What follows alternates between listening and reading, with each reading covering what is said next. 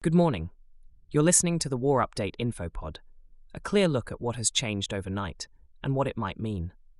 Today we're looking at a question many people are asking as the Iran war continues. Is NATO being pulled into the conflict? At the moment, the answer is no, but the alliance is still playing a supporting role. The military campaign against Iran is being conducted primarily by the United States and Israel. The alliance itself, NATO, has not launched a formal operation and has not invoked Article 5, the collective defense clause that would bring all NATO members into a war. But that does not mean NATO is absent from the situation. Several forms of indirect support are already in place.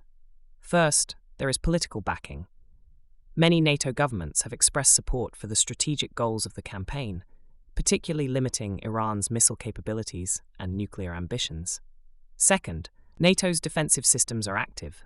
Missile warning and air defense networks across the alliance are monitoring the region closely to protect NATO territory. This became particularly relevant when a missile launched by Iran approached Turkey, triggering defensive monitoring by NATO systems. Third, the United States is relying heavily on military infrastructure located in NATO countries.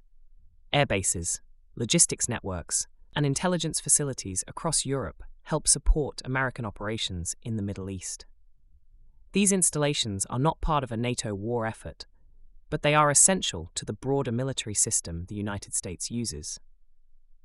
There is also extensive intelligence sharing between alliance members. Satellite surveillance, radar tracking, and maritime monitoring help provide a clearer picture of developments across the region. At the same time, NATO leaders are being careful. Their goal is to support the United States without turning the Iran conflict into a direct NATO-Iran confrontation. If Iran were to attack a NATO member directly, Article 5 could potentially be triggered, transforming the situation into a much larger international war. For now, NATO is trying to maintain a delicate balance, offering support on the edges of the conflict while avoiding direct military involvement. That's the situation for now.